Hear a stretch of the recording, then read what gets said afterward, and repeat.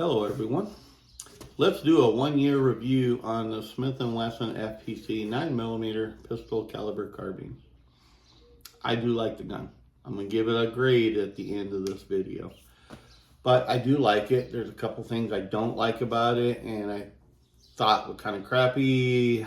Seems to me like Smith & Wesson's quality might be relaxing a little bit, and I'll show you where. But let's go over the gun in general.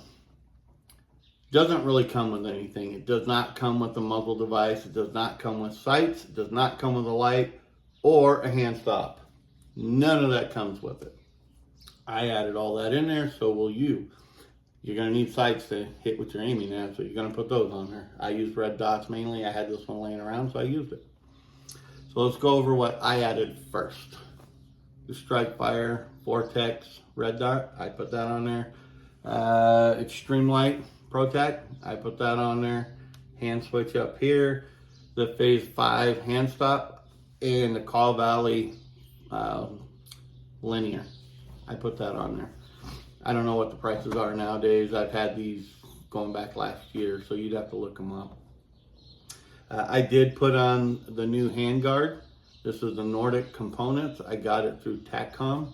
They're really good at what they do. They know what they're talking about. Tim over there, thank you for all your help. But that's where I got that, and I got their buffer plug, the aftermarket one they made. I really like that too. And I have from Tim and TACCOM, I have the new charging handle coming. Theirs, which is a piece that's here with the bottom. I can hook it with the booger hook and do whatever I need to do instead of having to reach up here and do it.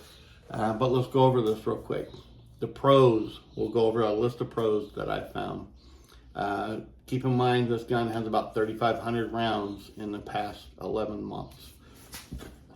So pros, the zero on this, really good. I zero mine at 10 yards just because I shoot mainly 50 and in. Really great. I went out to 100. I can keep everything from 100 all the way in within 6 inches. This is standing, not supported, not prone. Standing, holding the gun as still as I can do it while breathing, all that good garbage. And I can keep them within 6 inches. I know my holdovers and unders, it's a whole different story. But the accuracy is really, really good with this gun. They're fun to use. I have a ball with it. So does my daughter. She has fun with it too. They're really good and fun to use. You'll have a good time with it. You'll use more rounds than you typically would because it's a lot of fun. You just want to keep going. A lot of people like it because it folds. I don't. I did not buy it for the folding opportunity or ability. I don't care about folding. It's not a truck gun. I don't have any of that crap. But a lot of people do, and that's great. I mean, that's one of the big sellers of it. It folds. For me, it sits like this. Pretty much since I bought it, it stays like this. Other than cleaning, it stays just like you see it. Folding doesn't have anything to do with me. I just don't care. The optics, if you do go to fold it, can't do it on mine because I got so much crap in the way. The optic is not in the way of folding it. So you can do that fairly easy. You don't have to remove your optic. That makes it nice. Has a nice flat trigger instead of that big old quarter crescent moon piece of crap. It's got a nice flat face trigger. I really like that. That was one of the draws to this, is why I bought it. So there's your pros right there from an easy standpoint. It's not all that bad on weight. I want to say this one was only like 5.9 pounds, fairly light, especially if you're talking about weight, and some people do. That part doesn't bother me yet. Maybe when I get a little older, it might. But right now, the weight's not a big deal. It is fairly light. Talk about some of the cons. There's a couple. Oh, one thing I do want to point out, because many people have contacted me looking for the serial number on the receiver. Not on the receiver. It's right here on this buffer tube, very top, right next to the upper receiver there. This piece, it's right there. It's really hard to see. It's really small. There's your serial number right here on top. So given that, that's kind of weird to me too, but it is a folder. It is a new platform. Do what you got to do. Who cares? So let's go over the cons. It comes with a cheap old threaded on thread protector. The only thing I don't like about there is why I say it's cheap. You can go see some of these thread protectors have an O-ring in it. Keep that on there so while you're shooting, it don't go flying off. Because if you don't put a muzzle device on it and you only use that thread protector, after you run several rounds, it could be 25, 50, whatever. When you run your rounds, you have to check that because it will come loose. So I went and, before I got my muzzle device, I actually went and got one of the NDZ half by 28 thread protectors because they have the O-ring embedded inside of it and it never comes off. But then I went to the compensator, the linear compensator here from Call Valley, don't have that issue no more. So that's the bad thing about their thread protector. It does not have the O-ring in it. Another con that I don't like is this charging handle back here. When you go to use it, right here, it's kind of cumbersome if you're up here to reach over. It's not as easy. Or this way, it's just not as easy. I don't like it. That charging handle feels kind of cheap. So TACCOM again, Tim over at TACCOM3G.com. They have an aftermarket one metal that you can put on there, and it has a nub on the bottom that you can just hook it with a booger hook and do your charging. So I have that coming, hopefully have that today or Monday. So I'll do a whole video on that one too. But there you go. There is some of the cons. Oh, there's two other cons I almost forgot. One of them is a big one. One's kind of small compared to the other one.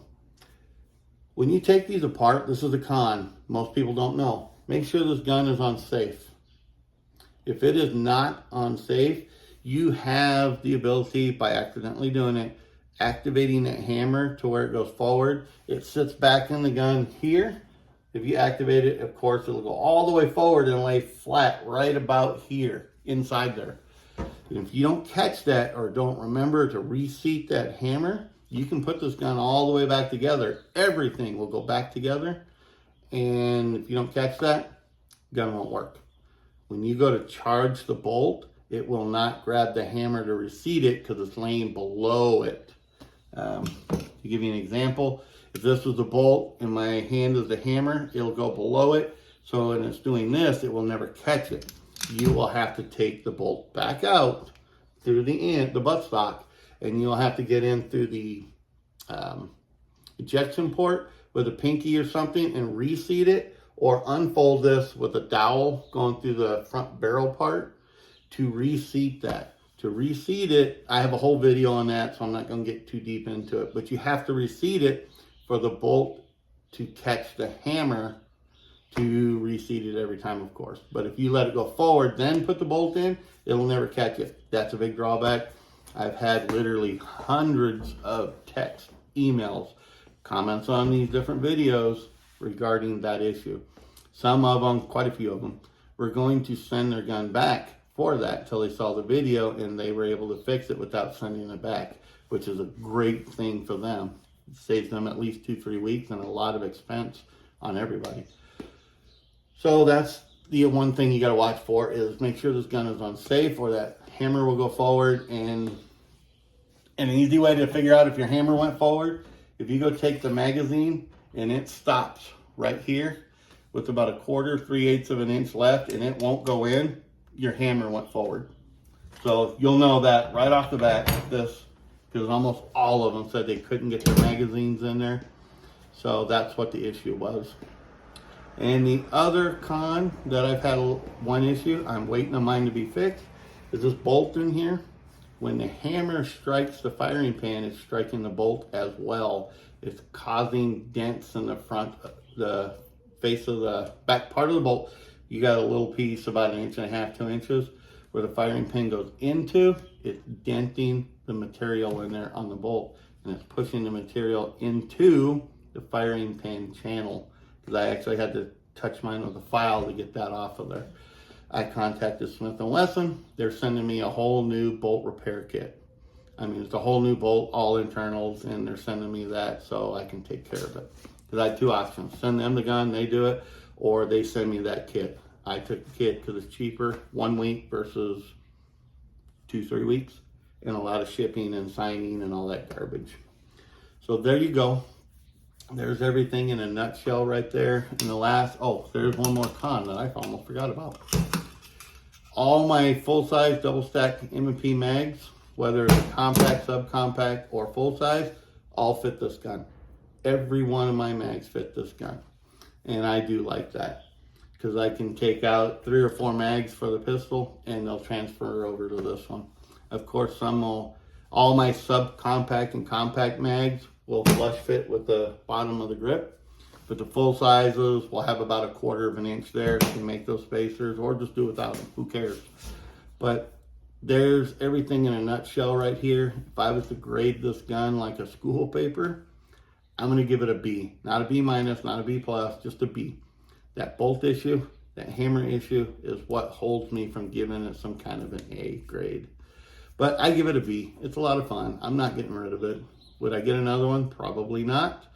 But rest assured, in the future, I am going to do something with this, and we'll do a whole video on it. I'm going to take the red dot off. I'm going to put an LPV on it and see how far we can go out and see what we can do with it.